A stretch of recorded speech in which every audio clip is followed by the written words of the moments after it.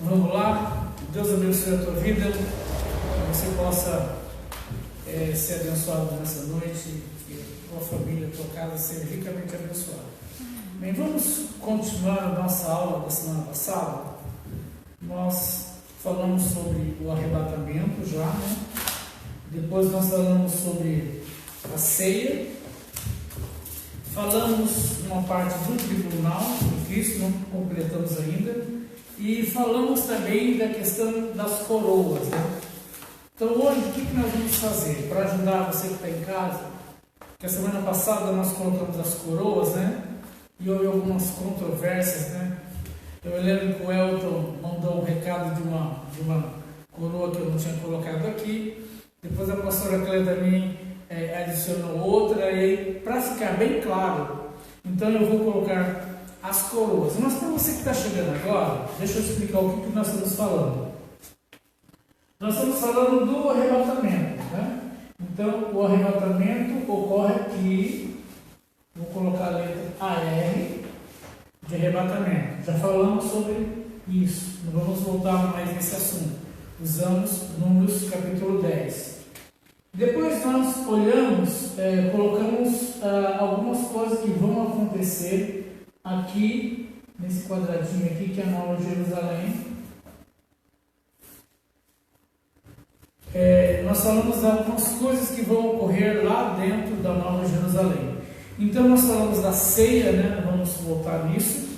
Mas eu quero voltar somente nas coroas, para a gente ter uma ideia. Se você estiver anotando, eu vou falar bem devagar, eu acredito que o pessoal da equipe vai colocar os versículos embaixo. Você pode anotar.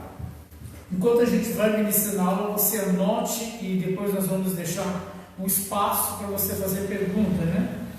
E é importante que você saiba fazer a pergunta, porque se você souber colocar a pergunta, ela não somente vai te ajudar, mas vai ajudar outras pessoas também. Por mais que você ache que a sua pergunta é boba, né? A pessoa diz assim, mas a minha pergunta é muito boba. Não tem problema, porque às vezes a tua pergunta, a outra pessoa não está sabendo formular a pergunta. Então, se você faz, você vai ajudar outros alunos com isso.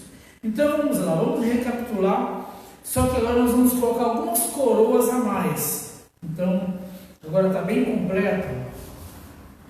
E nós vamos falar de todas as coroas faladas na Bíblia.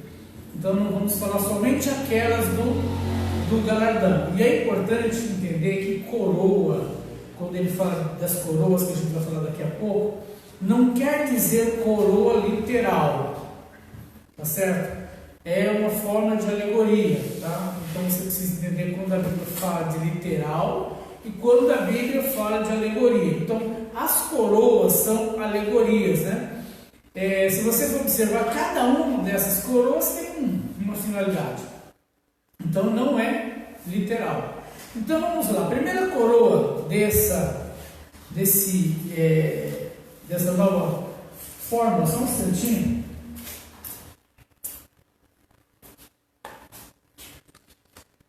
Claro, vamos colocar a lente de contato. Vocês dão risada, né?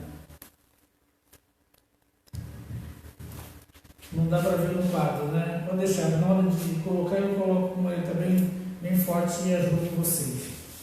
Se bem que nós não vamos usar muito quadro hoje, você vai anotar bastante, você vai escrever bastante e vai fazer pergunta, espero, né?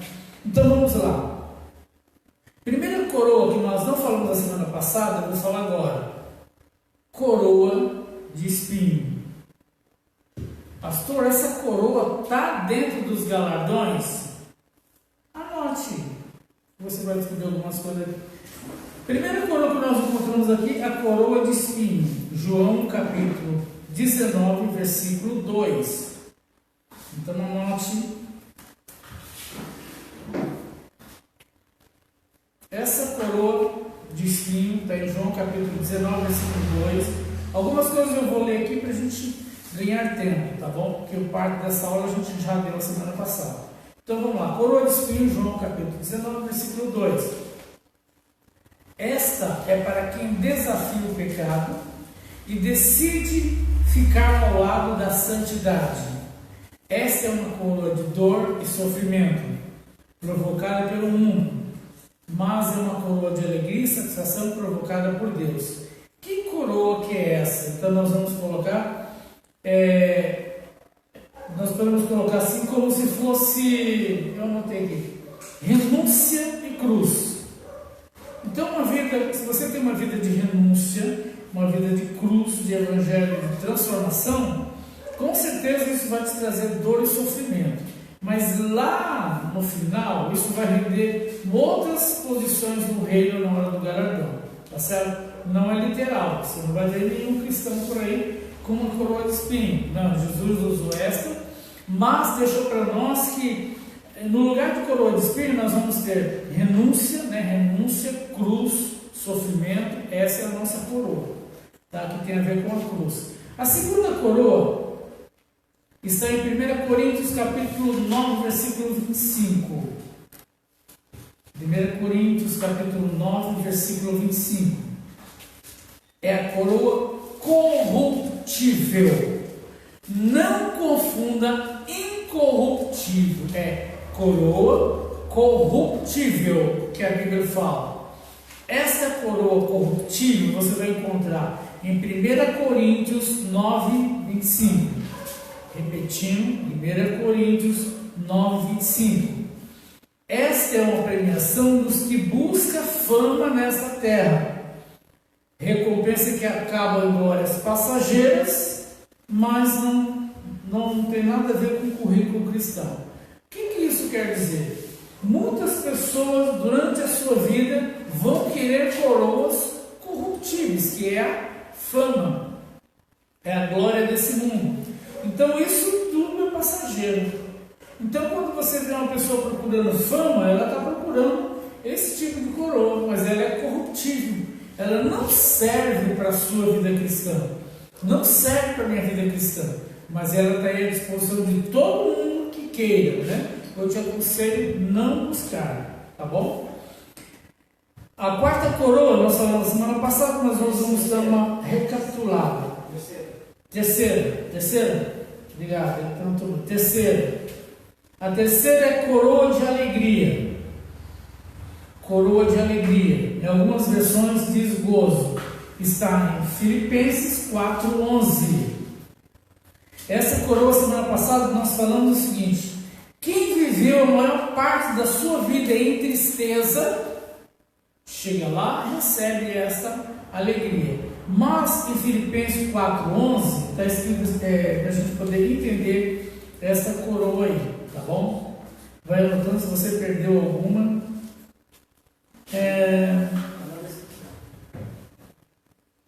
Vamos lá.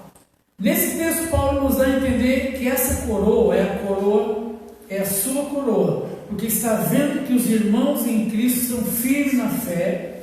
Essa coroa é tipologia e sentimento, do sentimento que nós, os discipuladores, temos ao ver os filhos firmes na fé. Isso quer dizer, quando Paulo escreve em Filipenses, ele está dizendo assim: vocês são a minha coroa de alegria. Ele está dizendo assim, é a alegria de todos aqueles que ganharam as pessoas para Jesus, aqueles que discipularam as pessoas. Então, aquela alegria de você ver a pessoa firme, porque dá uma alegria muito grande quando você prega o evangelho para alguém e a pessoa se decide por Jesus, se firma no Senhor, e depois de muito tempo você encontra essa pessoa e você diz: e aí? A pessoa firme na rocha. Isso dá uma alegria. E quando ela, se porventura partir para a glória, ela parte salva em Cristo Jesus, dá uma alegria, porque você sabe que você fez o seu trabalho. Então, essa coroa é a coroa que Paulo coloca aqui da alegria. Agora sim, a quarta. A quarta é a coroa de glória, Nós falamos na semana passada que você encontra isso em 1 Tessalonicenses, capítulo 2, versículo 19 a 20. 1 Tessalonicenses, capítulo 2, versículo 19 a 20. Nós não vamos ler todos esses textos, porque nós já falamos isso semana passada, então a gente está dando uma recapitulada e dando uma ajustada, né? Porque semana passada algumas pessoas pegaram no meu pé. Pastor, você foi muito rápido. E eu falei, tá bom, então com calma para você anotar. Então vamos lá. 1 Tessalonicenses capítulo 2, versículo 19 a 20. Paulo está muito animado e declara que o fato que os seus discípulos estarem diante de Jesus e em sua vida e a coroa de glória. Essa coroa é tipológica a alegria das pessoas que você evangelizou chegarem diante do Senhor. Eu pulei alguma coroa aí? Não, né? Me ajuda aí, eu falei a 4 agora, né? Isso. Tá. Agora a quinta. A quinta, que a gente falou semana passada, quinta. Nós falamos na semana passada que as pessoas que morreram sem ver a justiça, as pessoas que foram injustiçadas, aquelas pessoas que tiveram sede de justiça, aquelas pessoas que tinham alegria na volta de Jesus, essa é a coroa de justiça. Mas isso está registrado em 2 Timóteo 4,8. 2 Timóteo 4,8. Esta é uma simbologia do prêmio chamado justificação. Eu, porém, ao entrar no céu, preciso ser santo. Para isso, preciso ter sido justo. Mas como é possível para mim ser justo por mim mesmo? Conseguirei esse selo somente mediante a Cristo. Eu, ao entrar nos céus, preciso ter sido justificado. Por isso Paulo fala de uma premiação no final da carreira. Não é uma coroa literal. E nós falamos na semana passada também que é a alegria daquelas pessoas que aguardam a volta de Jesus. Vamos agora para outra coroa. Já chegando para o final dessas coroas, tá bom? Coroa da vida, nós usamos dois versículos. Usamos Tiago capítulo 1, versículo 12 e Apocalipse capítulo 2, versículo 10. Tiago 1, 12 e Apocalipse 2, 10. Falamos na semana passada que nós recebemos essa coroa de forma antecipada. Então, quando você recebe Jesus, você recebe essa coroa antecipada e ela é provisória. Por que ela é provisória? Porque você precisa se manter fiel até o final. Por isso que o livro de Apocalipse, capítulo 2, versículo 10, ele diz assim: ser fiel até a morte, dar-te-ei a coroa da vida. Então eu preciso manter, e o próprio Bíblia diz assim: cuidado para que ninguém tome a sua coroa. Então coroa é um posicionamento, e eu preciso manter ela, tá? Então, quando eu recebo Jesus, ele me dá essa coroa, mas ela é provisória. Então ele fala assim: estou te dando uma coroa, mas olha, mantém ela, não deixe que ninguém tome. Então com isso a gente quebra aquela forma de pensar que uma vez salvo, sempre salvo. Nós não cremos dessa forma. Nós cremos que a salvação, você vai trabalhando nela, você pode perder. Você pode no meio do caminho perder. Então você tem que manter-se fiel até o final. Ok? Já falamos dessa sexta, né? Vamos lá. A sétima é a coroa de glória. Nós utilizamos essa coroa de glória. Ela tem duas partes, tá? Tem a parte 1 que eu falei para vocês. Por isso que aqui o pessoal está atento. O pessoal já falou. De fato, aquela primeira coroa de glória, você pode colocar o número 1zinho na frente ou o número 2 nessa glória. Então é 1 e 2. Essa outra coroa de glória, eu vou te explicar por que é coroa de glória 1, coroa de glória 2. Está complicando, né? Mas fica tranquilo, daqui a pouco eu explico. Essa coroa de glória, que é a sétima, né? Deixa eu ver o que eu notei aqui. Isso. nós vamos encontrar ela também como incorruptível. Incorruptível. Essa coroa de glória que a gente falou agora é uma tipologia de um prêmio que se refere à mudança dos nossos corpos, ou seja, passando de corpos mortais para corpo glorificado. Tá? Então a diferença é que essa segunda está falando de corpo glorificado. E a outra que nós falamos agora há pouco, deixa eu ver qual foi, nós falamos sobre Paulo sentindo alegria nos outros. Então há uma diferença. A número 1 é Paulo sentindo a coroa de glória por causa dos outros. E essa outra ele está sentindo alegria por causa dele. Então olha como muda. Então ele também tem alegria. Paulo diz que ele também recebe essa coroa quando ele vê uma outra pessoa que ele ganhou para Jesus recebendo. Olha que coisa. E agora essa outra ele está dizendo, agora quem recebe sou eu no meu corpo glorificado. Certo? Vamos lá. O texto eu já falei. 1 Pedro 5,4. 1 Pedro 5,4. Aí você coloca do lado, número 2, agora você entende que essa coroa de glória é pessoal. Vocês entenderam? Uma coisa é eu sentir alegria pelos outros. Outra coisa é eu sentir alegria por mim. Então, coroa de glória 1, coroa de glória 2. Vamos lá. Depois nós encontramos a oitava.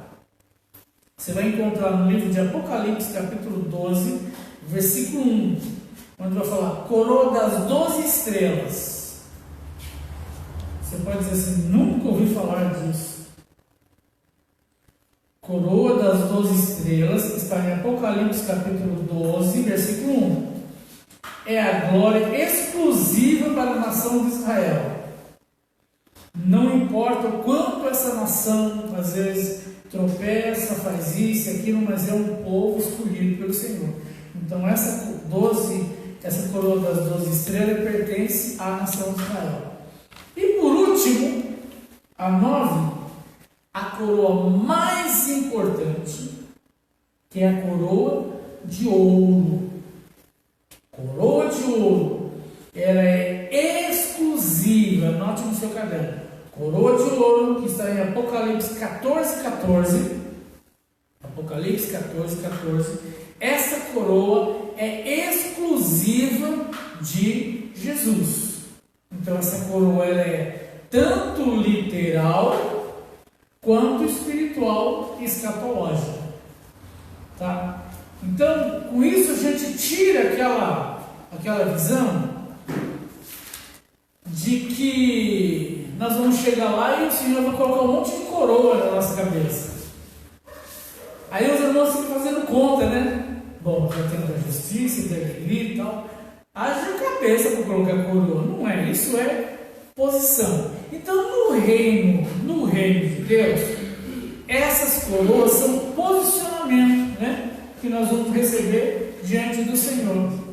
Agora, é lógico que diante da majestade do Senhor, nós vamos lançar tudo isso aos pés do Senhor, porque nós abrimos mão de tudo por causa dele. Mas o único que vai ter uma coroa literal de ouro é o Senhor Jesus. Então, com essa passagem aqui das coroas, nós entendemos que as coroas não são literais, porque senão o que acontece? Os irmãos vão ficar pensando que vão estar com um monte de coroa, né? Não. Agora, de repente, dessas você recebe 2, 3. Ou de repente, se recebe só uma e ainda, né? Aos 59 do segundo tempo você conseguiu, né? Então, isso é as premiações que vai acontecer no tribunal. Agora, essa coroação tem a ver com o tribunal, mas não é tudo que vai acontecer no tribunal, tá certo? Então agora nós entramos na parte do tribunal. Eu vou colocar com uma letra uma coisa maior, mais escura. Mas fica tranquilo, a gente não vai escrever muita coisa no quadro hoje não.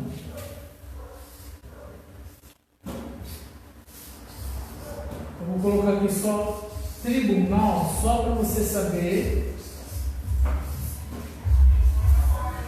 Dá para ler, dá uma olhada se dá para ler. Tchan! Nós estamos aceitando doações de caneta, tá bom? Vamos lá. Então, queridos, nós entramos agora nessa parte do tribunal. Agora, eu tenho que trazer a diferença para vocês do tribunal de Cristo e do trono branco. Nós não vamos falar agora, não adianta perguntar agora do trono branco. Eu vou dar só uma palhinha da diferença de um do outro, porque a gente não quer ir muito mais à frente para que você não se perca na linha de raciocínio. Então você precisa ter essa linha de raciocínio. Então, arrebatamento, ceia, a entrega das coroas, né, que é os posicionamentos em Cristo, e agora nós entramos no tribunal. O tribunal aqui, ele não é de julgamento. O tribunal aqui, na verdade, é para avaliação de obras.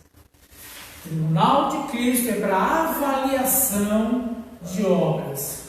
Ok? Mas você não é salvo pelas obras, tá certo? Você faz obras porque você é salvo. Agora, o trono branco, eu vou falar um pouquinho só para a gente diferenciar o trono branco do tribunal. Porque as pessoas fazem muita confusão com o trono branco e tribunal. O trono branco, eu vou falar um pouquinho, vai se dar no final.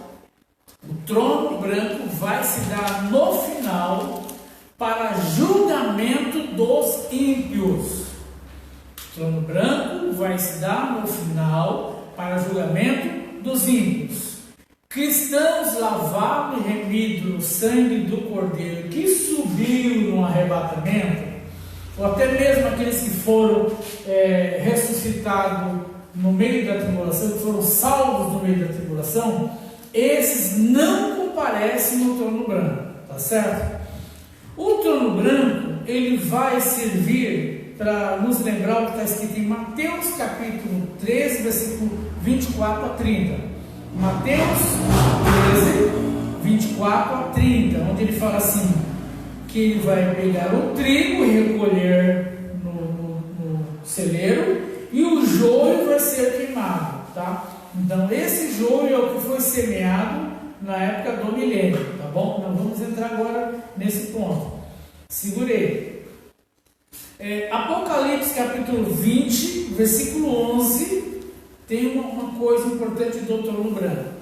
O trono branco, o que vai acontecer? As pessoas serão ressuscitadas, elas são ressuscitadas, e o versículo 11, Apocalipse capítulo 20, versículo 11, diz assim: e não houve lugar para eles. Então o que vai acontecer no trono branco?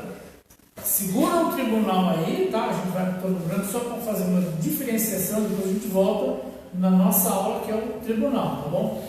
O trono branco, as pessoas vão ressuscitar em almas. Por que em almas? Porque é muita gente. Infelizmente é muita gente. E o texto de Apocalipse capítulo 20, versículo 11 diz assim: e não houve lugar para eles. Então eles são levados em alma, recebem o julgamento, a condenação.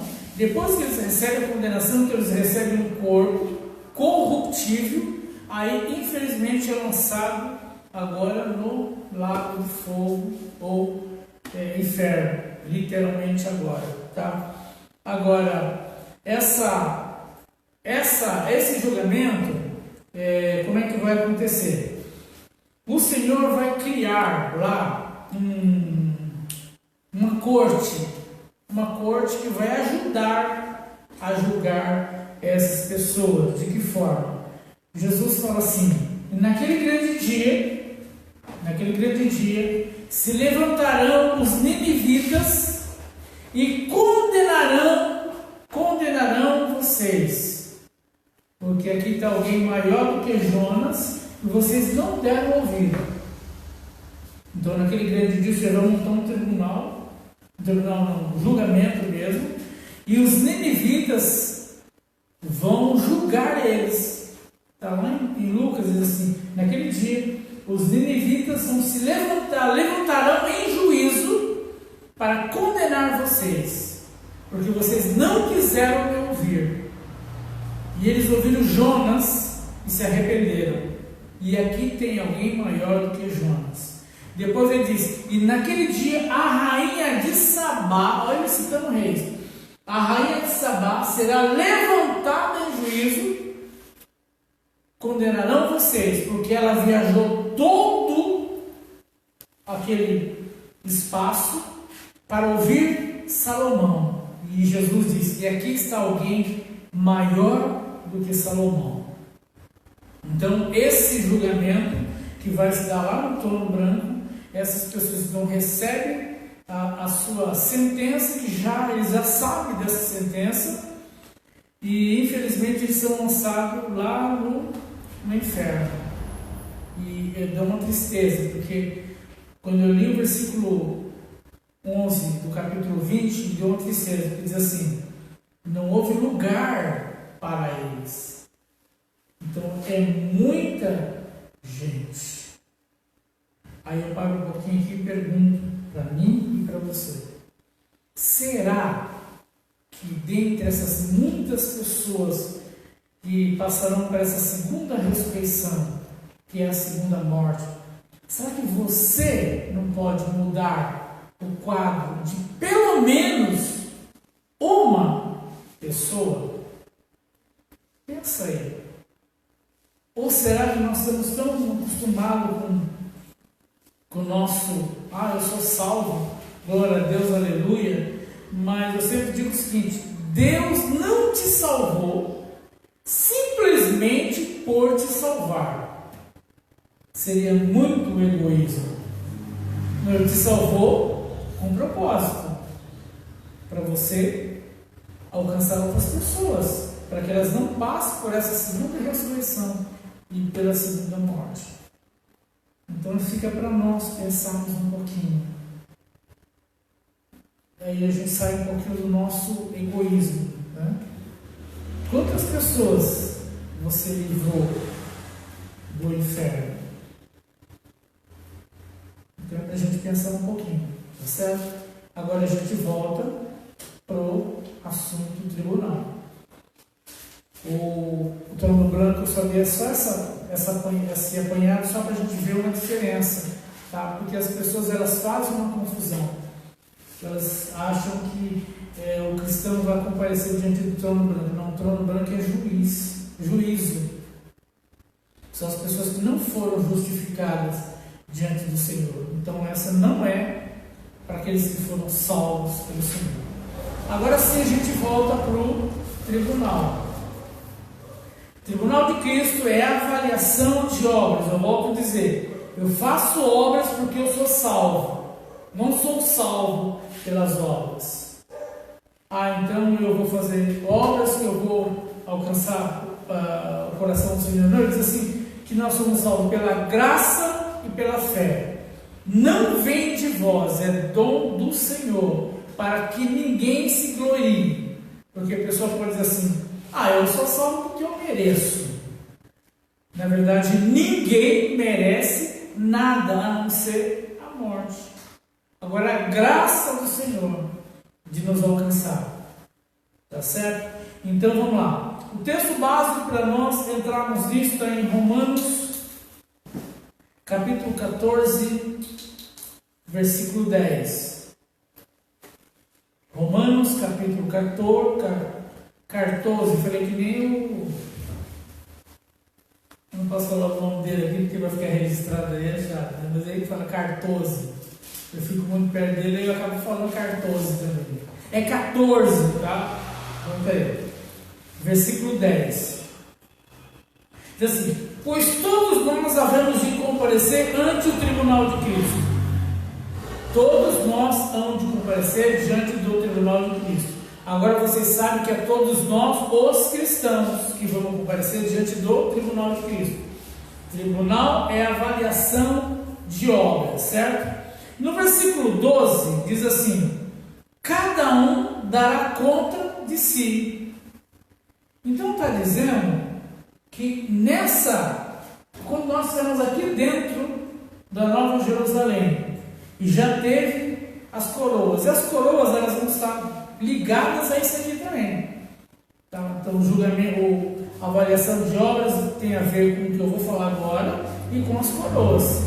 Então, se você entender um pouquinho das coroas, agora falando das obras, a gente vai juntar os dois e a gente vai fazer uma análise de como nós estamos, tá certo?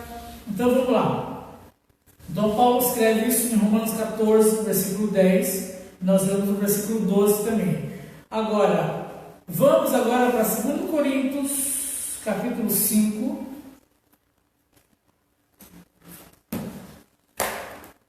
Segunda Coríntios, capítulo 5. Deixa eu achar aqui para a gente ler.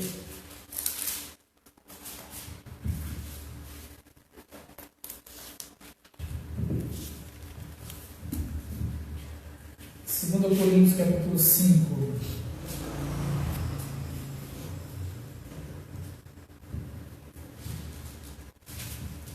Eu já falo você. Versículo 10. Versículo 10 diz assim: porque todos devemos comparecer ante o tribunal de Cristo, para que cada um receba segundo o que tiver feito por meio do corpo, bem ou mal. Então Paulo está juntando os dois textos, né? Paulo então junta o texto que nós temos agora de Romanos e agora com Corinto. Agora você vai para 1 Coríntios, capítulo 3. Volta um pouquinho. E a gente vai ficar nesse texto aqui. 1 Coríntios 3, 10 a 15. É bom ir colocando aí embaixo, porque de repente a pessoa chegou agora e ela fala. Ela pode falar que nem lá na Tessalônica, né? O que esse tagarela está falando?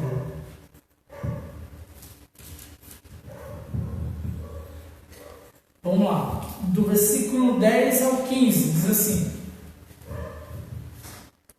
segundo a graça de Deus que me foi dada, pus eu como sábio arquiteto, anote aí, arquiteto, o fundamento, e outro edifica sobre ele. Mas veja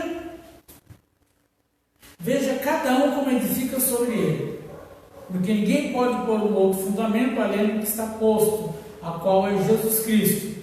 Então Paulo está falando aqui do firme fundamento que é Jesus Cristo. Esse firme fundamento vai nos ajudar na questão das obras, né? Dos galardões.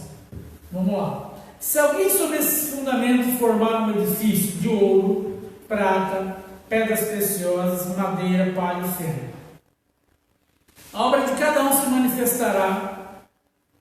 A obra de cada um se manifestará. Na verdade, o dia declarará, porque pelo fogo será descoberto. E o fogo provará qual seja a obra de cada um. E ele fala assim: se alguém passar pelo crivo do fogo e sobreviver, o que sobrar é a obra dele. Então olha só, o fato de você estar lá dentro da Nova Jerusalém, você já é salvo, já deve se sentir salvo. Agora, vai ter avaliação das obras. Deus é muito justo. Deus não vai pegar uma pessoa que viveu a vida toda dela servindo ao Senhor, sofreu, perdeu a família, perdeu o trabalho, perdeu isso por causa do Senhor. Pessoas que morreram pela causa do Evangelho. Deus não vai colocar no mesmo nível do que aquele que chegou por último. Foi salvo sim, misericórdia. O cara estava quase morrendo lá no hospital, na UTI, e Deus, por causa da misericórdia, porque alguém estava orando por ele, e Deus então envia um pregador, um cristão, alguém de Deus lá, e a pessoa fala de Jesus, faz o apelo, e o Espírito Santo, por infinita bondade e misericórdia, salva o sujeito. E agora, quando ele chegar lá, para o galardão, o que ele vai receber? Vai ser analisado. Está salvo. Se contente por estar salvo. Mas você vai dizer, puxa, eu deveria fazer mais. Então, irmãos, tudo aquilo que a gente falou das coroas é posicionamento no reino. Nós vamos falar agora da avaliação das obras. Vamos ver agora como é que a gente faz isso. Então, receber segundo o que foi feito por meio do corpo, bem ou mal. Aí ele coloca aqui, ouro, prata, pedras preciosas. Há um tempo atrás eu preguei sobre isso, mas agora eu vou trazer no sentido mais escatológico. Graças a Deus que a palavra de Deus você pode trazer ela da forma devocional, você pode trazer ela de uma forma exortativa, mas você pode também trazer de forma escatológica. Vamos trazer aqui de forma escatológica. Porque de repente você ouviu uma outra mensagem ou pregou sobre esse mesmo texto, você deve pensar na tua casa, já sei o que ele vai falar, né? Mas não, nós vamos falar agora de uma forma escatológica, tá bom? Então vamos lá. Então tem a construção coletiva e a construção individual. Então nós temos ouro, prata e pedras preciosas, né? Depois ele coloca os outros materiais que é madeira, feno e o que mais? Madeira, feno e palha. Então vamos lá. Ouro. Como é que nós utilizamos o ouro? Da onde se extrai o ouro? O ouro se extrai de onde? Pensa aí na sua casa.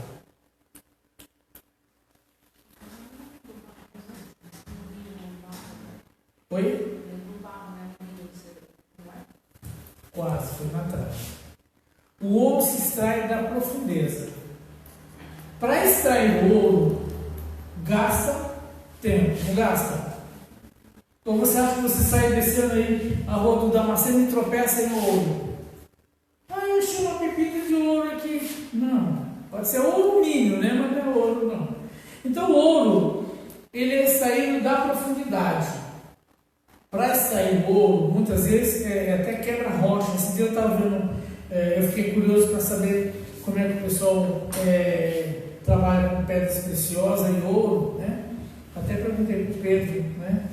De umas coisas aí sobre questão de lapidação. Então o ouro, ele é achado muitas vezes difícil de encontrar. E você, para achar ouro, você precisa gastar tempo, dinheiro, maquinário, e é um negócio, né? E é na profundidade. A prata também é retirado da profundidade. Gasta também tempo, dinheiro, disposição. Não se acha prata em qualquer lugar. Na profundidade. A pedra preciosa também é extraída de profundidade. Não é uma coisa muito fácil de fazer. Agora, esses materiais que o Senhor fala que Ele colocou, então, o firme fundamento que é Cristo, certo? Ele diz assim, vejam que cada um edifica. Então, tudo isso tem a ver com os galardões, né? Porque nós vamos comparecer diante do tribunal e lá as nossas obras serão avaliadas. E aí, que tipo de material eu usei? Materiais para extrair, eu gasto tempo, esforço e vou investir muito para fazer isso. As pedras, se você tiver curiosidade, vai dar um Google lá para ver como é que eles trabalham com pedras, né?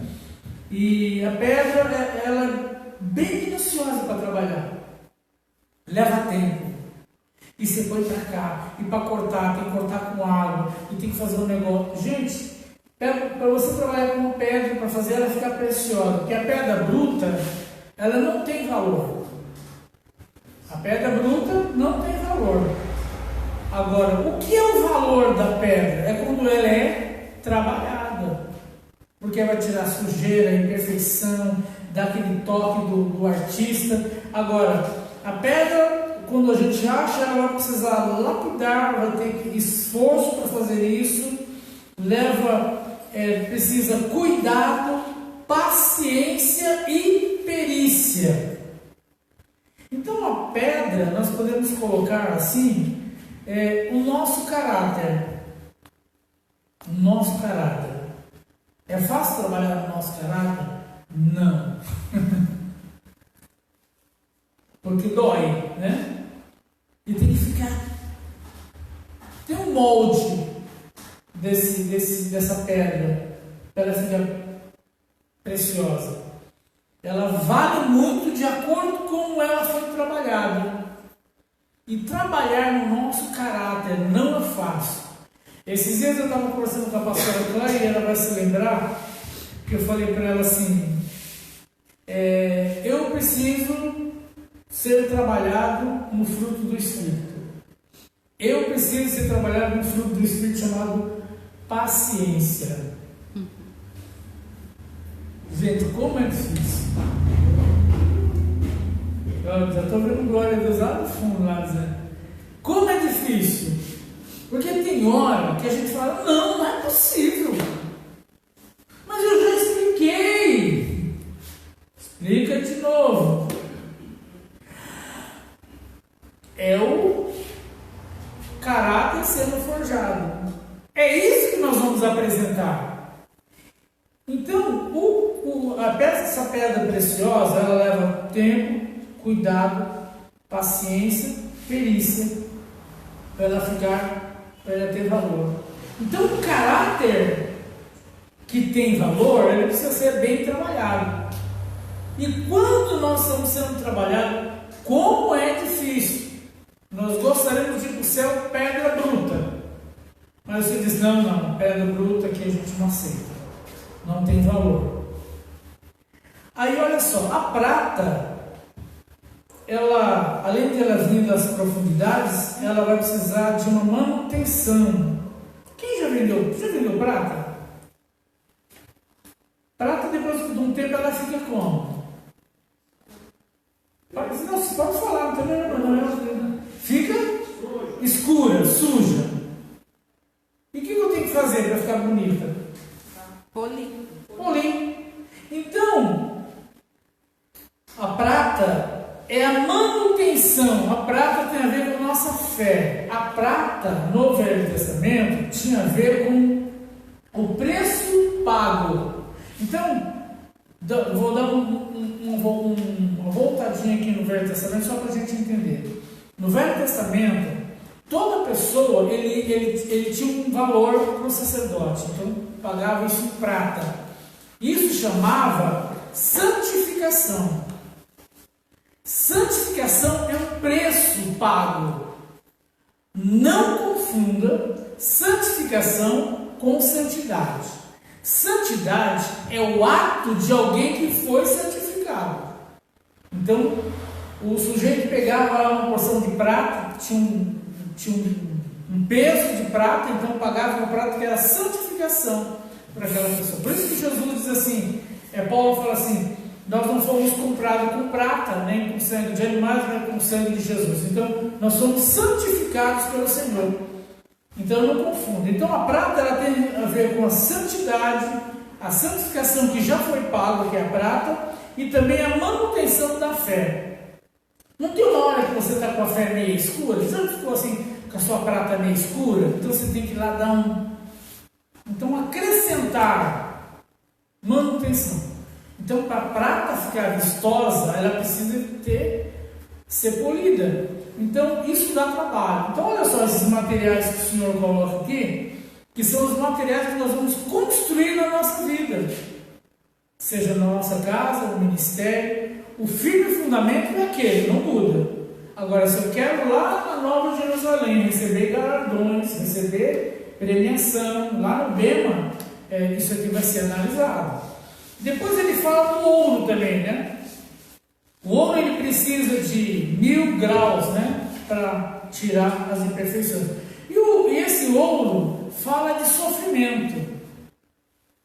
Então, nós vamos construir a nossa vida sem tirar das profundezas, que é o ouro, e o sofrimento. Zacarias, capítulo 3, versículo 1 a 3. Anote aí. Zacarias, capítulo 3, versículo 1 a 3. Ele fala que, ele diz assim, a hora vem, né? Vamos ler esse texto? Zacarias.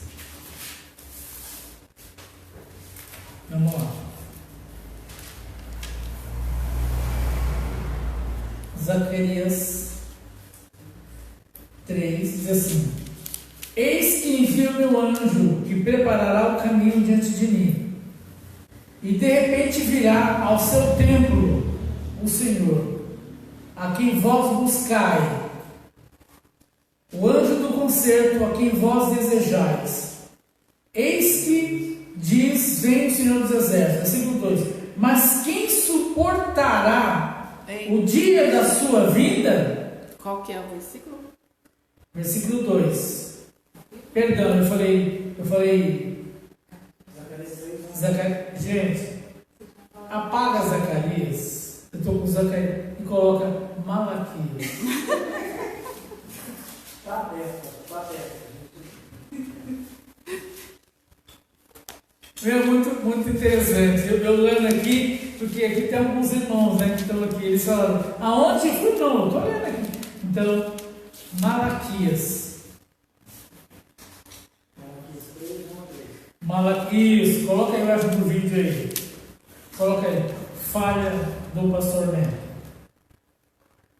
Malaquias. Tá? Isso é bom, porque aí de repente você fala, eu vou conferir. Não, confere, tá bom? Versículo 2, agora a gente está lendo Malaquias. Mas quem suportará o dia da sua vida? E quem subsistirá quando ele aparecer? Porque ele será como o fogo do ourives e como o sabão dos lavandeiros. Versículo 3. E assentar-se-á, afinando, purificando a prata e purificando os filhos de Levi, e os afinará como o ouro e como a prata. Então o Senhor trará oferta de justiça. O que isso quer dizer? Isso quer dizer que esse ouro do fundamento, da construção do prédio, ele tem que ser tirado das profundezas, né? E precisa gastar, precisa base de sofrimento, renúncia. Então, é isso que vai nos dar autoridade para receber os galardões, tá? E esse texto que a gente leu agora vai falar de sofrimento. E uma coisa interessante é que quando alguém está purificando o ouro, e aí é 1000 graus, pelo menos essa é a informação que me passaram, de gente que trabalha com ouro, né? Esquece aquela música de 500 graus, tá? Porque ela não entende de ouro. Então ela colocou 500 graus, mas é 1000, tá? É que tem uma música que o pessoal canta 500 graus, né? 500 graus só amolece, tem que ser 1000 ou acima de 1000 graus. A música é 1000 graus. Não, tem uma que é 500 graus. É? Tem. É que quem fez 1000 é porque foi ver lá que viu que estava errado, foi para o 1000, é 1000. Então 1000 graus para o ouro purificar. Quando chega a 1000 graus, eu imagino que é um sofrimento o ouro, né? Se o ouro pudesse falar, ele diz, né? Então 1000 graus, o ouro, então a sujeira começa a sair. Irmãos, o sofrimento faz muita coisa da nossa vida sair. Nós estamos ouvindo agora há pouco um coral africano de crianças, e eles cantavam com uma gana, porque é um país sofredor. Agora você vê, nada contra os irmãos, né, que são abastados, mas você vê alguns irmãos que cantam, que você vê que cai um pinguinho numa lágrima assim, né, que aparece. Não, o sofrimento tira de nós muita coisa. O sofrimento faz a gente ser mais humano. O sofrimento, então, esse ouro, como ele é aquecido 1000 graus, a sujeira então sai. Agora, sabe qual a regra básica porque Malaquias está falando no Velho Testamento, de como saber que o ouro está puro. Como é que um ourives sabe que o ouro está puro? Então, o ouro está puro quando ele olha para o lugar onde está o ouro e o rosto dele reflete. Então, quando ele olha para o ouro assim, o rosto dele reflete direitinho, o ouro está puro. Então, o que isso nos lembra? Quando é que nós estamos com esse ouro puro? Quando o Senhor olha para você e o seu rosto reflete o dele, ele está puro.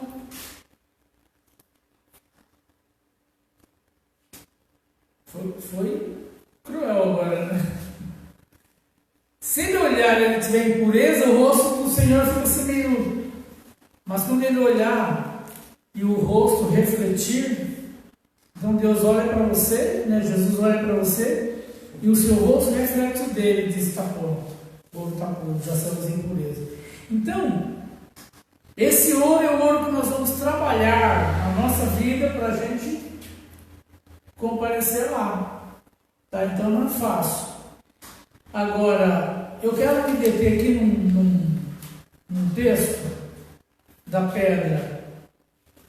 Inclusive, essa semana agora, a gente teve no nosso devocional e eu estava compartilhando isso em casa, né, do devocional. Abra a sua Bíblia em 1 Reis, capítulo 6, versículo 7. 1 Reis.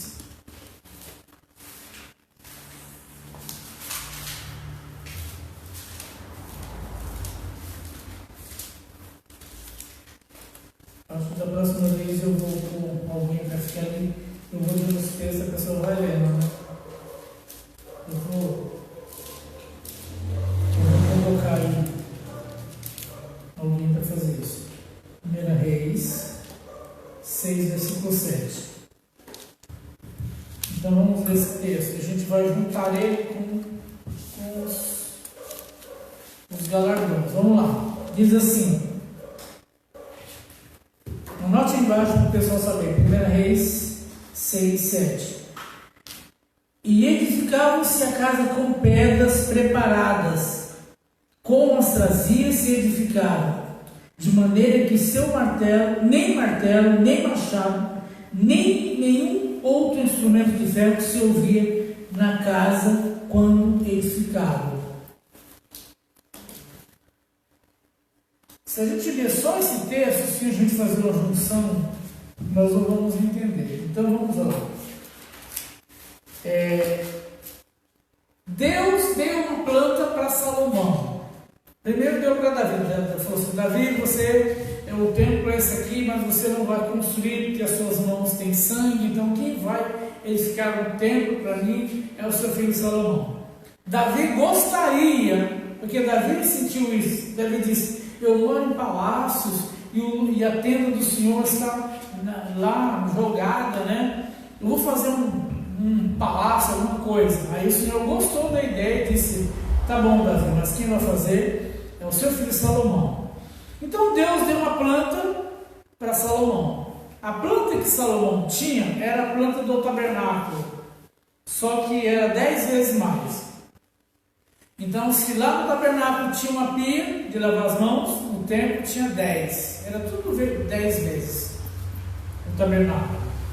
E aí ele tinha uma planta e tinha um plano para construir. Agora, assim como Deus tem um plano na minha vida e na sua vida para construir, qual o plano que Deus tem para nós como igreja? Se você quiser anotar aí, Efésios 4, 11, onde ele vai dizer assim: e uns deu para... É importante, você nunca mais vai esquecer se você olhar para a sua mão assim. Eu, Deus, para apóstolo, profeta, evangelista, pastores e mestres. A mão. Com que finalidade? Com a finalidade de preparar os santos. Então, preparação dos santos. Então, como é que nós somos preparados? Nós somos preparados da seguinte forma. Dentro desse texto que você lê, percebe que as pedras do templo eram feitas onde? Lá pedreira, certo? E lá na pedreira eles faziam as pedras, trabalhavam nela, cortavam, deixavam tudo certinho, bonitinho. Quando vinha para o templo, olha o texto, quando vinha para encaixar no templo, não tinha um barulho, era um silêncio. Já imaginou construção em silêncio? Quando fazia o rodoanel aqui, a Ana não dormia, porque estourava as bombas lá, a casa dela tremia. E as caras rachando tudo, o rodoanel passa de perto. Qualquer construção, do lado as casas são afetadas. Não tem como construir sem. Só que no templo, as pedras eram trabalhadas lá na pedreira, conforme o texto. E eles colocavam as pedras no carro e traziam para o templo. E chegava lá, eles pegavam as pedras já trabalhadas e encaixavam. Então note, no templo, silêncio. Na pedreira, barulho. O que a gente aprende com isso? O barulho estava na pedreira de pessoas sendo trabalhadas. Então, onde é que nós vamos ser trabalhados? No mundo. Então, lá, quando a gente chegar lá, a gente vai chegar em silêncio, já preparado. Faz sentido? As pedras são trabalhadas na pedreira. A pedreira tipifica o mundo. Então, nós estamos sendo trabalhados aqui. E aqui a gente recebe paulada para todo lado. Mas é pedra viva. Depois de pegar os textos aqui. Pedra viva. Não é pedra morta. Por que pedra viva? Se a pessoa, o Pedro escreve assim, vós sois pedras vivas. Por que pedras vivas?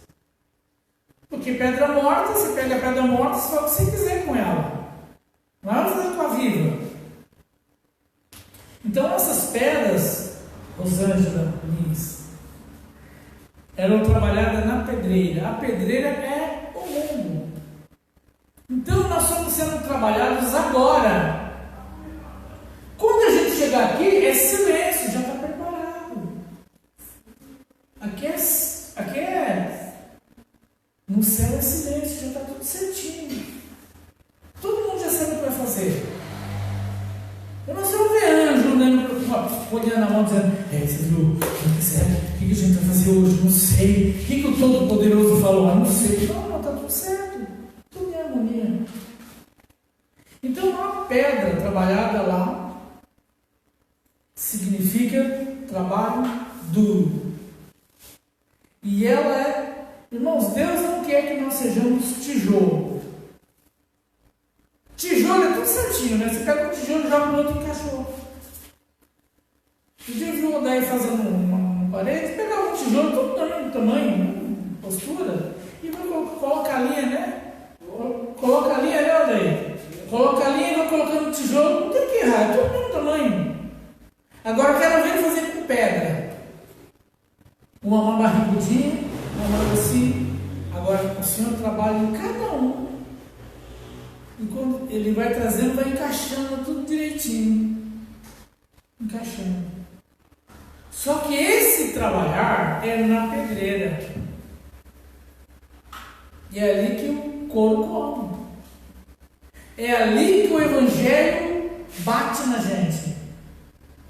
Aí que tem renúncia, tem abrir mão.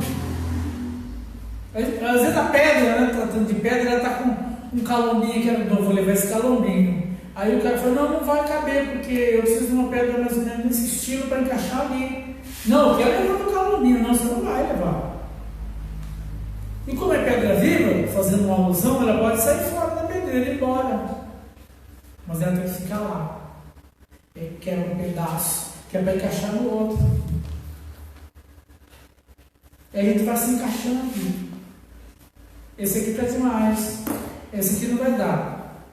Meu, você está com um pedaço de orgulho, ele está feio. Não vai entrar lá. Você não, tem que arrancar. Abre mão. E dói. Abre mão. Mas por que o outro não é? Porque aquela pedra lá era daquele jeito, desse jeito que ela vai encaixar aqui. Está tudo programadinho. nós não somos tijolos, tudo igual. Nós somos diferentes. E as nossas diferenças é tratada aqui. Para quando chegar lá, as nossas obras. Você tem prata? Buscou fé? Buscou? Lustrou? Viveu a fé? Ou viveu uma fé preta, né? Tudo escura? Não, tem que estar mostrando. Tem hora que a gente olha para a nossa prata assim, né? Meu Deus, tem que dar uma mostrada. Então, no céu é silêncio, no templo, e a pedra sendo trabalhada na pedreira. E é isso que vai ser definido no tribunal. O que você construiu? Olha, pedra. Foi trabalhada. O Espírito Santo trabalha, vê aquela pedra bonita. É o caráter aperfeiçoado. E não tem coisa mais difícil de trabalhar no caráter. A prata, vida de santidade. Sem ela a gente não vê o Senhor. E o ouro, sofrimento. A gente não quer pagar o preço. Aí esses dias que a gente estava falando sobre os jejuns, né? Jejuar pelo país, jejuar, e aí a gente colocou um vídeo do Aldeir Nelson falando sobre o jejum, e eu mandei para todo mundo do grupo, o jejum de Isaías 58. E uma coisa interessante, tem gente que quer jejuar, mas quer jejuar assim, tipo, eu quero jejuar de chocolate. Jejuar de chocolate? Não estou jejuando de chocolate, mas você está mudando de hábito, você está pensando na sua saúde. De repente, muito açúcar faz mal, mas isso é para a sua saúde. Vou jejuar, não vou jejuar de computador, porque eu fico muito tempo no computador, não muda de hábito. Em vez de você ficar muito tempo no computador, fica muito tempo estudando a Bíblia, lendo a Bíblia, orando, sei lá, alguma coisa assim.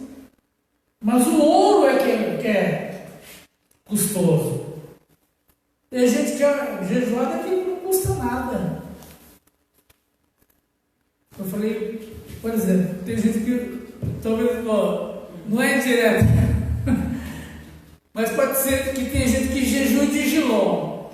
Eu vou jejuar de jiló. Você não gosta de jiló, mas você é muito simples. Quer jejuar de coisa que não gosta. Gente, olha, eu vou fazer um jejum. Vou jejuar de chuchu. Vou ficar 2 semanas sem comer chuchu. Não, eu posso ficar 1 mês sem comer chuchu. Então, matéria-prima que eu vou usar: pedras preciosas, o meu caráter. Ouro, sofrimento, cruz. Deixar Deus refletir na minha vida. Abrir mão. Prata, santidade. Porque o preço da santificação já foi pago, que no Velho Testamento era prata, no Novo Testamento é o sangue de Jesus, então já está tudo certo. E pedras preciosas, já falei, o caráter. Aí o que acontece conosco? Esses 3 materiais são 3 materiais muito difíceis de se trabalhar. E é custoso, e é precioso, e é trabalhoso. Mas aí tem os outros, você tem opção, né? Então o Senhor fala, então, se você não quiser ouro, nem prata, nem bronze, aliás, pedras preciosas, então se for o seguinte, tem aí madeira, feno e palha. Aí aparece a madeira. A madeira é importante para a construção, não é mesmo, Valdair? Madeira é importante, toda construção precisa de madeira para escorar a laje, né? Para fazer o andaime. O que mais que serve a madeira?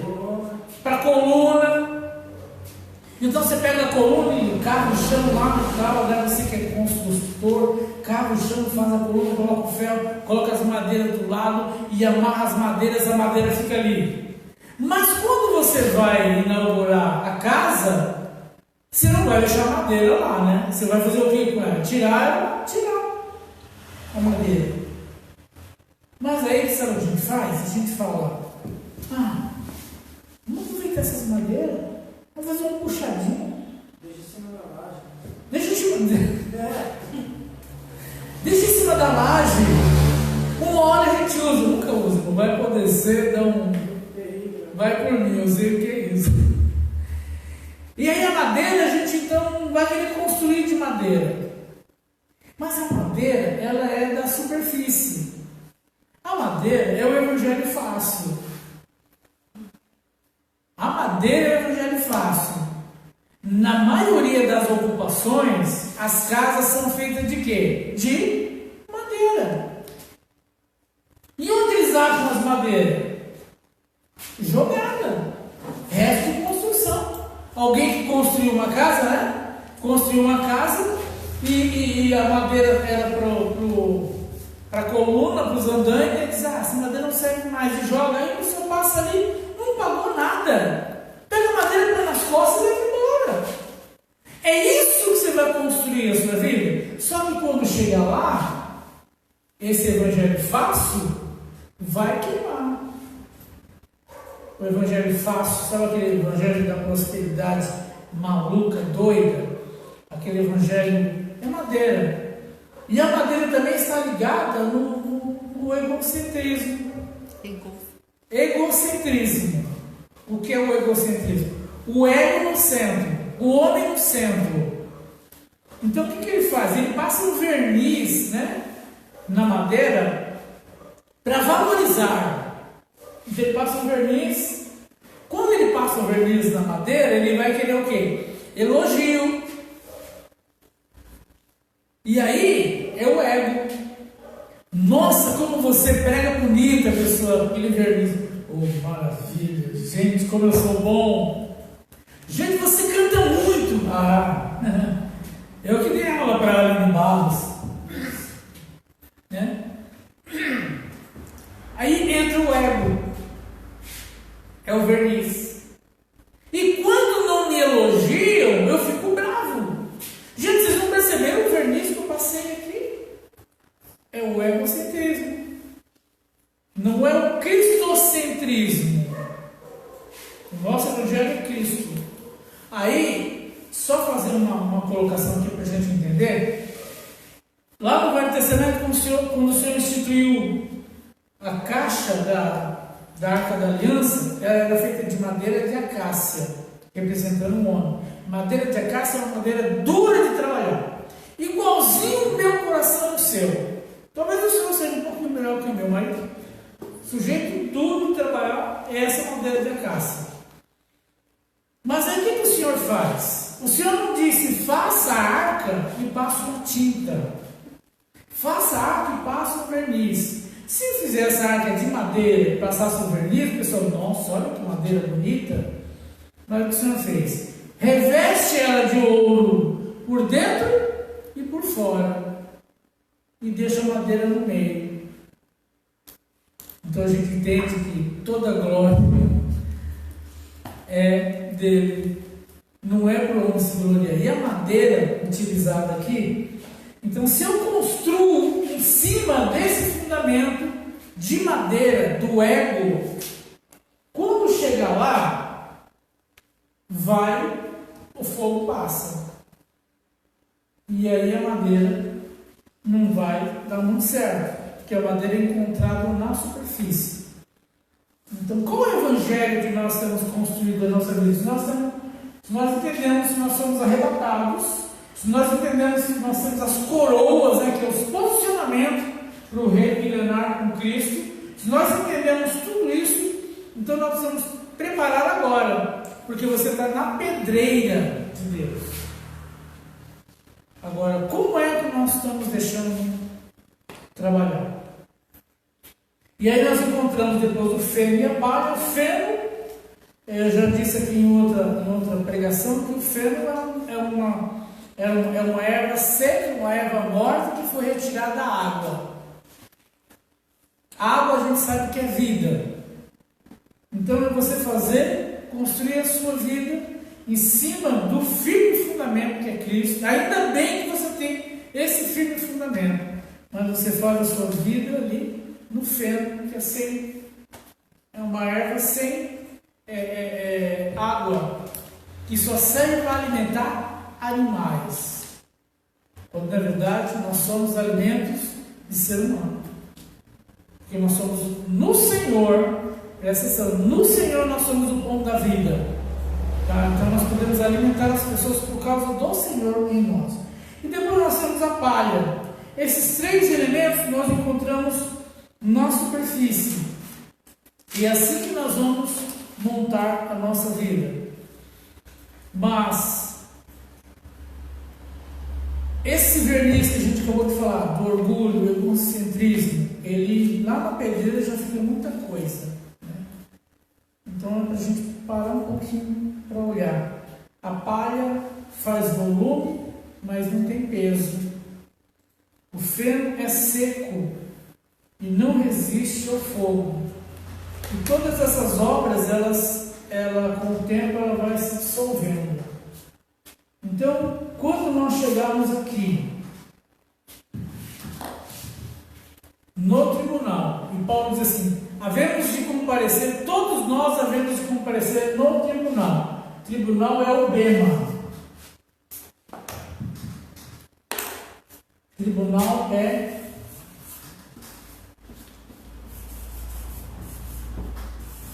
bema, que é pódio. Então, lá que nós vamos, que as nossas obras serão supervisionadas. Então, no que nós construímos?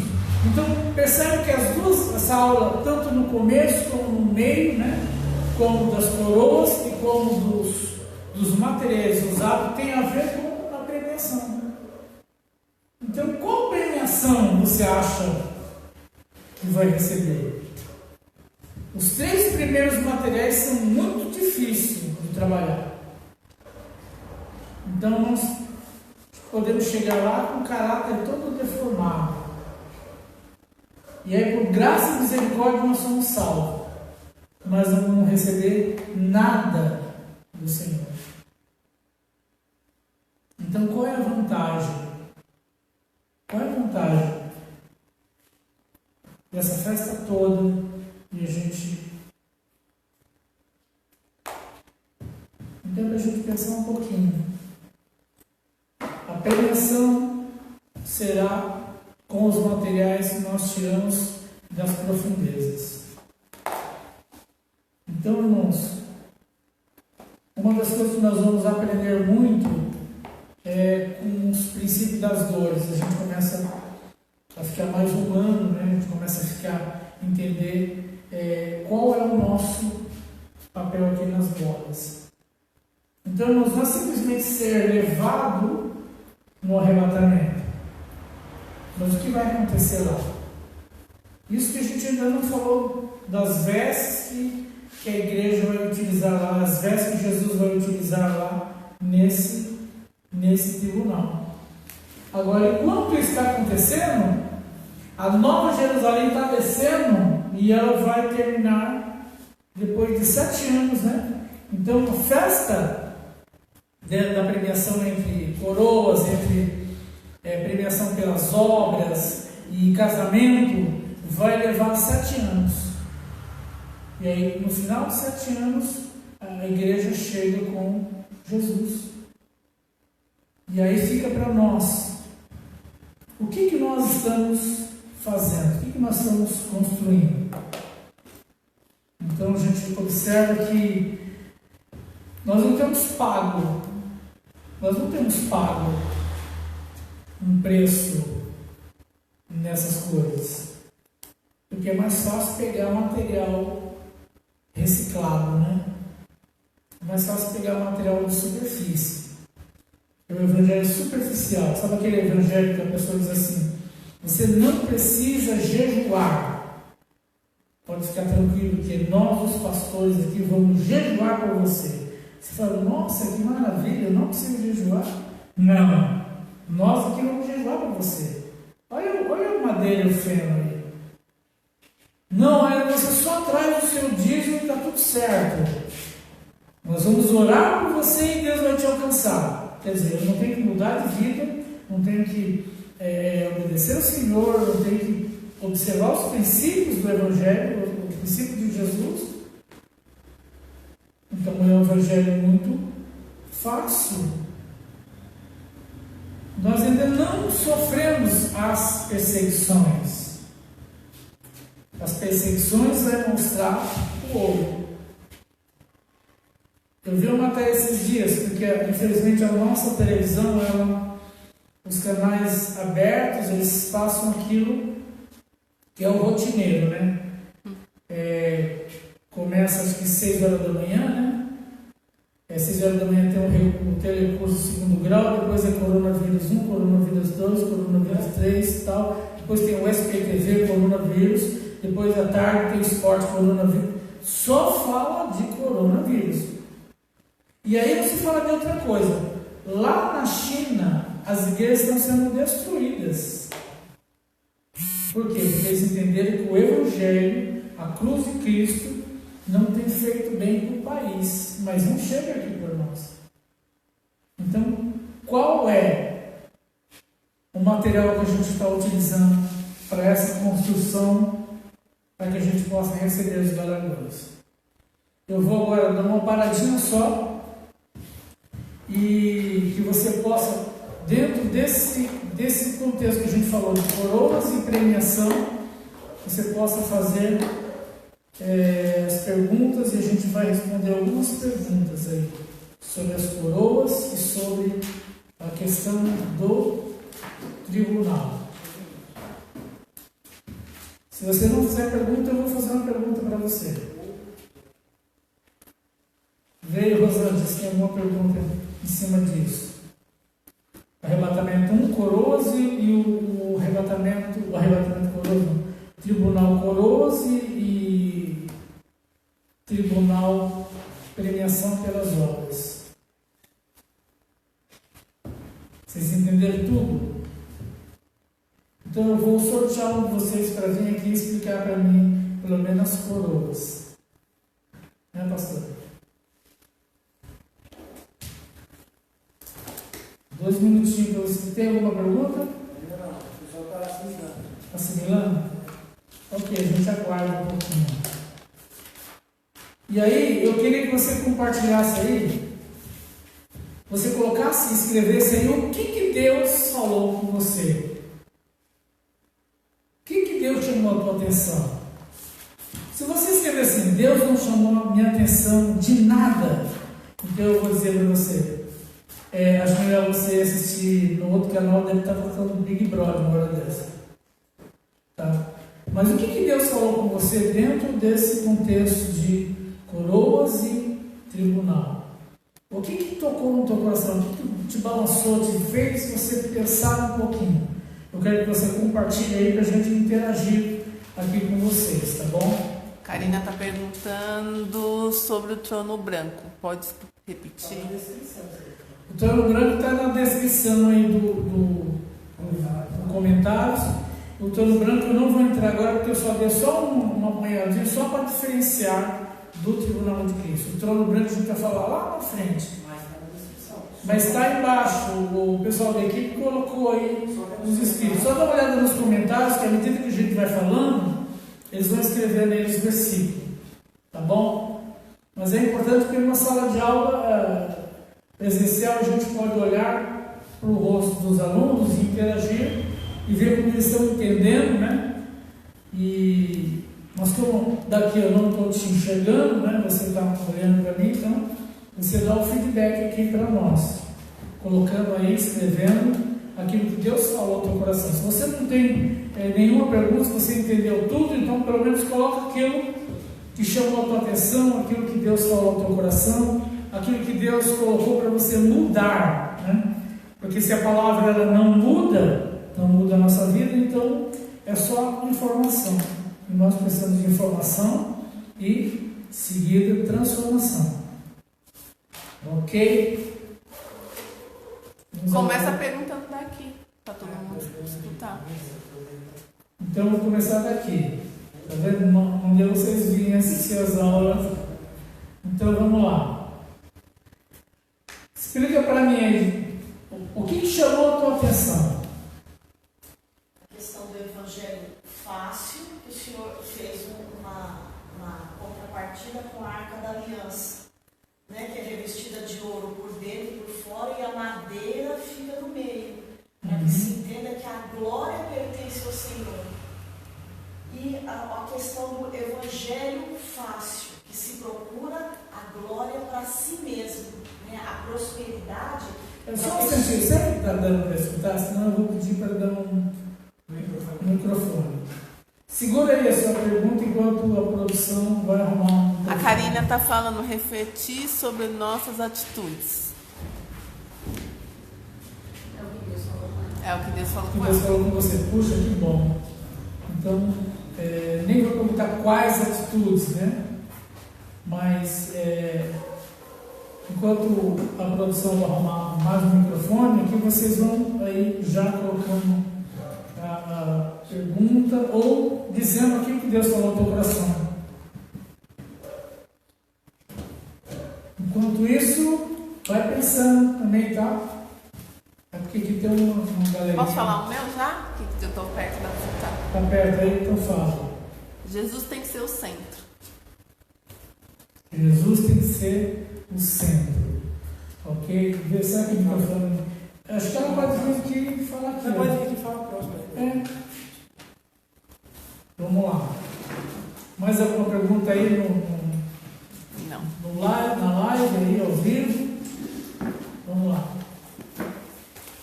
Então vamos lá, vamos ouvir mais uma voz aqui. Vamos lá, compartilha. Algo interessante que o pastor colocou foi a questão do evangelho fácil, em contrapartida com a Arca da Aliança, que ele citou do Velho Testamento, porque a arca era revestida de ouro por dentro e por fora, e no meio que estava a madeira, né? A madeira de acácia, que é uma madeira difícil de ser trabalhada, né? Que o nosso caráter ele precisa de ser trabalhado dia após dia, com o evangelho fácil, né? Que é o evangelho da prosperidade, que é o evangelho do egocentrismo, né? Do verniz para si próprio, né? Do autoelogio. E o caráter, como é que é trabalhado nessa questão? Quando, né, você é o centro de tudo e não Deus. Né? Quando Exatamente. A palavra do Senhor está dizendo que a glória dele, que ele é o centro. Exatamente. Não exatamente eu, a pessoa. Exato. E isso depois lá no Bema vai ficar bem exposto, né? Porque lembrando que no Bema é a avaliação das obras. O firme fundamento é Jesus. O simples fato de você estar no Bema, você já é salvo. Não é por causa das obras, você está lá, você é salvo por causa de Jesus. O firme fundamento. Agora, o que você construiu em cima, né? Se foi o evangelho de sofrimento, né? Ouro, né? Refinado, refletindo o rosto da pessoa que trabalhou no ouro, se é pedras preciosas trabalhada com detalhe, né? Do autor, né? Ou se a prata, né, que tem a ver com santidade e santificação, lustrada com a fé, ou então o material que você achou na superfície. Você achou umas madeiras jogadas lá na rua e você disse, eu vou usar isso aqui mesmo, então é material fácil, não tem preço nenhum. Ok? Mais alguém? Deixa eu ver aqui quem pode fazer uma pergunta. A Karina está falando, hora de se arrepender e se humilhar diante dele. Se arrepender e humilhar diante do Senhor. Só uma pergunta. Fala aqui para a gente ouvir. Só senta aqui que dá pra Porque senão o pessoal não ouve a sua voz. O pessoal só escuta bem longe assim. Em relação às coroas, pode alguém chegar sem receber nenhuma coroa e mesmo assim ter a sua salvação? Não tem como, porque pelo menos da vida ele vai ter que ter. Porque se ele está lá, porque a coroa da vida é aquela coroa que a gente recebe quando a gente recebe Jesus. Perdão. Recebemos Jesus, não recebemos uma coroa. Essa coroa é provisória. Por que eu digo que é provisória? Porque eu tenho que manter ela até o final. Então, se eu cheguei lá, essa eu já tenho. Porque o Apocalipse 2, 10, se não me falei a memória, diz assim. Oi? 2,10 diz assim: ser fiel até a morte, dar-te-ei a coroa da vida. Ou seja, se você for fiel até a morte, você recebe. Então, aquilo que era temporário passa a ser literal, mas não a coroa. Todas as coroas aí são figuradas, são posicionamento. Agora, se ela chegou lá, ela já tem essa. Porque se ela não tem essa, ela não chega lá. Porque ela ficou no meio do caminho. Diz assim, cuidado para que ninguém tome a sua coroa. Que coroa? Da vida. Pelo menos essa é certeza de todo mundo que está aqui tem. Tá? Mais alguma? Mas tem um caminho para percorrer até lá. Sim, Ser fiel até ser fiel até a morte. No meio do caminho pode ser que perca a coroa. Então, duas coisas. Eu fiquei pensando e também queria perguntar para o senhor. Então, é algo que não é literal, a coroa? Não. A única coroa que é literal é a de ouro e a de Jesus. Que eu estava imaginando. Porque a gente tem essa mentalidade de uma coroa literal, de certa forma, né? Como um prêmio. Mas também é algo muito importante, né? Que tipo assim, que fala que dar-te-ei a coroa, que é algo que a gente precisa, de certa forma, almejar ter, né? Eu acredito que a gente não pode ir num extremo nem no outro, né? Tipo, ao ponto de querer uma coroa literal na nossa cabeça e também não ao ponto de desprezar, porque é algo importante que o Senhor... Sim, isso é um posicionamento. Que o Senhor quer e espera de nós como cristãos, né? Exatamente. E, por exemplo, quando ele fala assim que o homem é a coroa da criação, coroa tem a ver com... Qual é a roupa que Adão utilizava antes do pecado? Ele era revestido da glória. Ok? Mais alguma pergunta? O que você não entendeu? Da roupa? O Adão? Tá. Adão, antes de pecar, ele era vestido com a glória de Deus. Revestimento espiritual. Não. Eu estou dizendo que Adão, antes de pecar, ele era revestido com a glória de Deus. Quando ele pecou, ele viu que estava nu e disse, eita, o que aconteceu? Aí ele começou a ver que, mas quem disse que você estava nu? Você comeu? Então o que acontece? A glória, essa mesma glória que Adão tinha antes de pecar, essa mesma glória vai estar sobre nós. Vai ser um revestimento. Ok? Perguntas? Tem perguntas? Tem colocações? Algo que Deus falou no teu coração? Sente aqui. Visão escatológica. Nem todos sabem o que é. Por favor, explique. Tá, visão escatológica. Então, vamos lá. Escatologia, né? Escatou, últimas coisas. Logia, estudo. Então, escatologia é o estudo das últimas coisas. Todos os planos, né? É a junção de duas palavras. Escatologia, estudo das últimas coisas.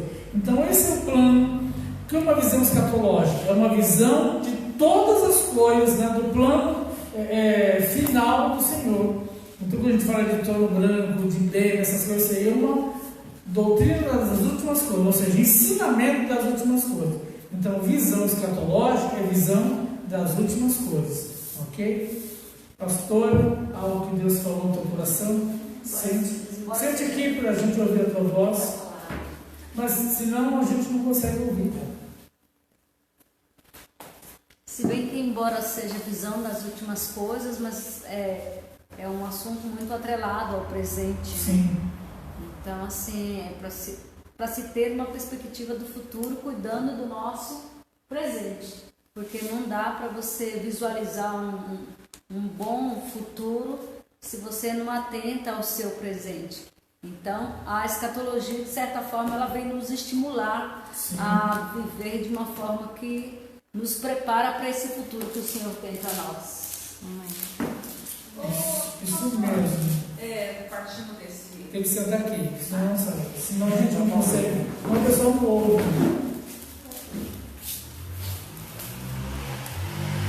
Dentro desse assunto ainda, nós sabemos que a tribulação e a grande tribulação, ela tem um tempo determinado para acontecer. E esse Sim. princípio das dores? Não, o princípio das dores já está. Isso, nós já estamos vivendo nele, mas não tem um tempo Não tem, porque senão a gente estaria prevendo o tempo quando Jesus vai vir. Então, o que acontece? Conversando com a pastora Débora, ela deve estar me assistindo agora, a gente estava falando sobre o que é o princípio das dores. Então, a gente fala assim, terremoto, isso, peste, a pessoa fala, mas isso sempre teve. Mas segundo o que a gente estava conversando, é sempre bom a gente dar os créditos para quem, né? Conversando com a pastora Débora, ela estava me falando sobre as dores de parto. Disse o seguinte, que na medida que vai se aproximando o nascimento da criança, as dores elas ficam mais, o espaçamento é menor. Então assim, tinha terremoto? Tinha. Cada 2 anos tinha um, viu uma peste hoje, daqui 20 anos vinha outra, mas agora é assim, é uma do lado da outra. Então isso é a contração, né, para quem é mãe sabe o que eu estou falando, quando a criança está para nascer. Então o período da contração é maior. Assim, então quando a gente sabe que é o princípio das dores, que a qualquer momento vai nascer. Então a gente não tem uma data, ninguém é doido de dizer quando é, mas Jesus fala assim, observa isso, observa a moral, observa isso, tem que dar todos os sinais de que estaria acontecendo na ciência, na moral, né, no amor de muitos esfriando. Quando ele fala sobre isso, ele não está falando do ímpio, ele está falando do corpo de Cristo. Muitas coisas que a gente atribui ao que não conhece o Senhor não tem nada a ver. Muitas coisas é dentro do corpo de Cristo. Mais alguma pergunta? Tem alguma pergunta? Eu queria colocar um ponto a respeito da prata.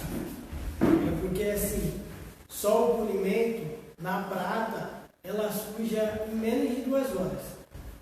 Para a prata conseguir ter um pouco mais de tempo, é preciso ser lavado com água quente. Não, tá vendo? Então a prata, se só polir, ela volta a ficar preta. Está dizendo que alguém que entende um pouquinho mais que eu, dizendo que se você só lustra, com pouco tempo ela fica de novo. Tem que lavar com água quente. Aí a gente entende agora o fogo, né? Tudo tem fogo, água, né? A gente sempre vai bater nesse ponto, é fogo, água, mas é isso. Mais alguma pergunta? Tem alguma pergunta aí no vídeo? Tem perguntas aqui?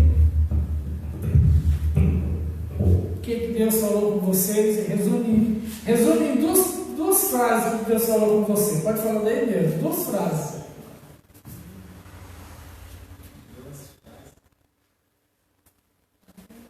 A gente não pode mostrar ele, mas ele está vermelho. 2 frases. Uma frase só, vou dar uma frase.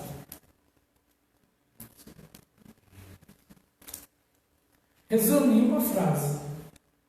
Pessoalmente, expectativa. Expectativa? Expectativa de? De um futuro com Deus, eternamente falando. Em glória. Expectativa. Irmão, tem um texto que eu, enquanto a pastora estava falando ali, eu queria compartilhar com vocês. Enquanto isso, se você ainda tiver pergunta, você até pode colocar aí embaixo.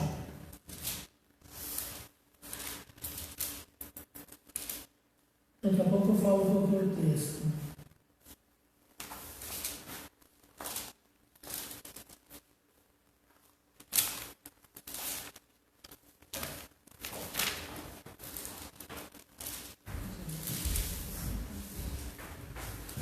Hebreus capítulo 12. Hebreus capítulo 12, diz assim: portanto, nós também, pois que estamos rodeados de tão grande nuvem de testemunhas, deixamos todo o embaraço e o pecado que tão de perto nos rodeia. Corramos com paciência a carreira que nos está proposta. Versículo 2: olhando para Jesus, autor e consumador da nossa fé, pelo gozo ou pela alegria que estava proposto, suportou a cruz, desprezando a afronta, assentou à destra de Deus. Olha aqui, desprezando as afrontas. Porque o que faz a gente desprezar a afronta? Quando a gente sabe onde nós vamos chegar. Agora, quando nós não sabemos, Quando nós não sabemos onde nós vamos chegar, então a gente não despreza a afronta. Mas quando nós sabemos onde a gente vai chegar, então a gente despreza a afronta. Ainda em Hebreus diz assim, versículo 3. Considerai, pois, aquele que suportou tais contradições dos pecadores contra si mesmo. Então, contradições dos pecadores, ou seja, no meio da caminhada nós vamos enfrentar isso. Agora, qual é o final? O que você espera? Porque a Bíblia diz assim, se tudo que nós esperamos do Senhor se resume nessa terra, a Bíblia diz que nós somos os mais miseráveis. Porque diz assim, a breve e pouca tribulação que nós passamos aqui não se assemelha com a glória que há de vir. Então o que eu tenho que fazer? Eu tenho que olhar para lá. Quando eu olho para lá, eu consigo considerar, né, as contradições dos pecadores, eu consigo desprezar as afrontas. Depois o apóstolo Paulo, né, esse eu falando que é apóstolo Paulo, tá? Depois você cobra de mim, eu mostro para você que é Paulo. Versículo 4. Ainda não resistis a teu sangue, combatendo contra o pecado. Então é assim, para a gente chegar lá, para a gente ser levado no arrebatamento, para a gente ouvir as trombetas. Lembra que eu falei das trombetas que Paulo usa Coríntios e Tessalonicenses, e usa a base de Números capítulo 10. Lembra que as trombetas, né? Para eu ouvir, eu tenho que estar atento, né? Quem tem ouvidos, ouça, né? Então, quando eu ouvir as trombetas, né? Os mortos ressuscitam primeiro, nós os vivos teremos um corpo glorificado, aguardamos aqui, e quando tocar a outra trombeta a gente parte. Então, uma trombeta para despertar e a outra para partir. Arrebatamento. Lá dentro da cidade é que nós vamos passar por todas essas coisas que a gente falou. Então, o que você está fazendo agora, né, para chegar lá? Jesus conta uma história, e eu não vou ter tempo de explicar esse pormenor aqui para vocês. Ele diz assim, que ele fez uma festa, convidou todo mundo chegou lá, e tinha uma pessoa que não tinha roupa nupciais. Ele disse, homem, como é que você entrou aqui sem roupa nupciais? Aí ele disse assim, pega, amarra ele e joga nas trevas, onde vai haver ranger de dentes e sofrimento. Que roupas nupciais é essa? Qual a roupa para a festa? Na próxima semana a gente vai estar falando sobre as roupas que nós vamos utilizar lá, as roupas que Jesus vai utilizar. Nós vamos pegar todo o contexto da Bíblia, nós vamos pegar Salmo, vamos pegar Apocalipse, mostrando que isso tudo vai ser simultâneo aqui dentro. Enquanto está acontecendo a tribulação e a grande tribulação. Agora, precisamos nos preparar para estar lá. Tá bom? Eu vou responder mais a última pergunta, se tiver aí, depois eu vou encerrar, porque eu estou sem horário aqui. 9:18. Sim. 9:18. Pois bem, nós vamos encerrar. Antes da gente encerrar, deixa eu falar algo importante. Amanhã nós temos aqui às 18h30, nós temos uma palavra, nós vamos estar ministrando a palavra do Senhor amanhã às 18h30. E uma coisa importante também, as ofertas. Você que vai ofertar, você que vai entregar o teu dízimo, nós sempre colocamos no final aí os números das contas que você pode fazer o depósito. Sempre falamos assim, é nossa prática dizer isso. Se você é membro da comunidade de transformação bíblica do Jardim Damasceno, aí estão as contas para você depositar a sua oferta e depositar o teu dízimo. Se você tem sido abençoado com as lives, você pode estar abençoando o corpo de Cristo aí, né, a comunidade de transformação bíblica. Se você que não faz parte da comunidade, você serve ao Senhor em uma outra igreja, e hoje você estava em casa e resolveu assistir, você foi abençoado. Se você quiser ofertar, você pode ofertar. O dízimo, não. O dízimo você vai entregar ou depositar na igreja na qual você é membro. Ok? Então, os dízimos dos irmãos dessa comunidade é depositado aqui. Você que é de outra igreja, você deposita ou leva, não sei como é que é feito, lá onde você congrega, tá certo? Mas a oferta ela é livre. Se você falou, não, eu quero abençoar, eu fui muito abençoado, estou sendo abençoado e eu quero investir, então você pode depositar a tua oferta aí, tá bom? E nós depois vamos estar orando aí pela vida de cada um de vocês que tem ofertado, que tem dizimado. Ok? Nós vamos então encerrar. Eu quero encerrar orando com vocês, declarando assim a graça do Senhor sobre a tua vida. E para a semana que vem nós vamos estar continuando falando ainda do que está acontecendo antes da Nova Jerusalém chegar lá em Apocalipse capítulo 20, tá bom? Mas eu espero que esses pontos deu para te orientar, falar com Deus, falar ao teu coração, aproveitar esse momento que você tem tempo, né? Não pode dizer não tenho tempo, para pegar e depois assiste novamente, anota, e eu tenho certeza que se você assistir de novo e fizer outras anotações, a palavra de Deus ela renova a cada dia, com certeza Deus vai falar também com você de uma outra forma, mais profundo, mas que você tenha sido abençoado nessa noite. Amém? Vamos orar. Pai, nós queremos colocar diante do Senhor a vida dos nossos irmãos, aqueles que estão nas suas casas agora, que foram ministrados pela tua palavra. Nós queremos declarar a graça do Senhor sobre a vida de cada um deles. Queremos liberar daqui, Senhor, uma palavra de bênção sobre cada família, que haja a proteção do Senhor em cada casa, em cada família. Deus, que em cada casa, em cada família, seja uma igreja de Cristo, Senhor. Que em cada lugar, Senhor, tenha pessoas orando, clamando ao Senhor. Que em cada lar, Senhor, tenha pessoas sendo salvas para glorificar e exaltar o Teu nome. Senhor, que naquele grande dia em que nós vamos subir contigo, para encontrar contigo nos ares, nós possamos ver toda a nossa família, toda a nossa parentela e os nossos amigos. Aqueles que passaram por nós em algum momento da nossa vida possam ser impactados através da Tua palavra. Usa, Senhor, a vida dos Seus filhos como cartas vivas. Senhor, nós sabemos que as pessoas elas têm dificuldade de ler a Bíblia, mas elas têm facilidade de ler aquilo que está escrito em nós. Senhor, que cada um de nós sejamos cartas vivas anunciando o reino de Deus. Nós sejamos verdadeira chama, Senhor, no meio de um lugar, de uma geração sem esperança, de uma geração perversa, mas que nós possamos, Senhor, apontar o caminho, e o caminho é Jesus. Nós liberamos uma palavra de bênção agora sobre cada família, em nome de Jesus. Amém.